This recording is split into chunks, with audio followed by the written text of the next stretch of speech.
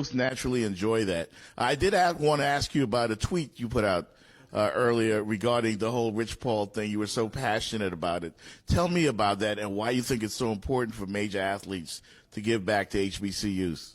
Well, of course, what everybody's calling the Rich Paul rule is that the NCAA, not the NBA, but the NCAA decided to put in new criteria for agents to represent college basketball players. Yes.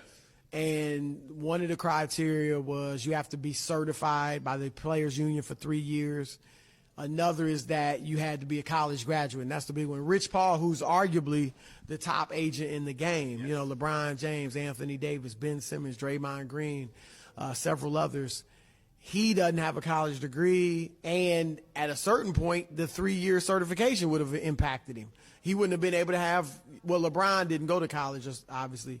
But, you know, he was getting other players before he was certified for 3 years. Right.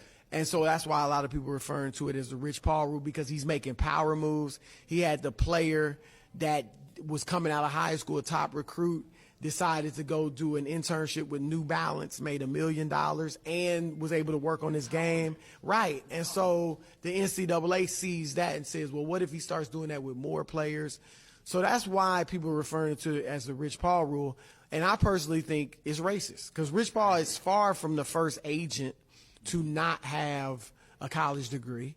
And for the record, Bill Gates, Mark Zuckerberg, Steve Jobs, 3 guys who revolutionized human society, they didn't have college degrees. So I think that was a way. Furthermore, Kawhi Leonard, who just made the stealth move to the Clippers, right. His uncle, who wasn't his agent, but Dennis Robertson, who kind of orchestrated the whole thing and did a great job of it, he's not a certified agent. So all of that, I think, is why the NCAA said, look, if people, because if I have a nephew that's a great up-and-coming player, right. I may look at Rich Paul, I may look at Dennis Robertson and say, I could do what they do.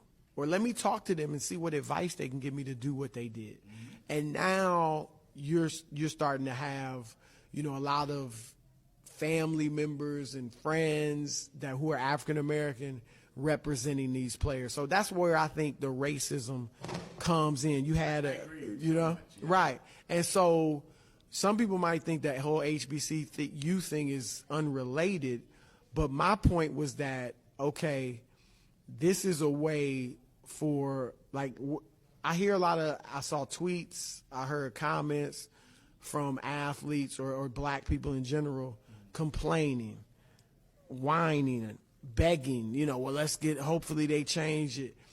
We have to stop doing that all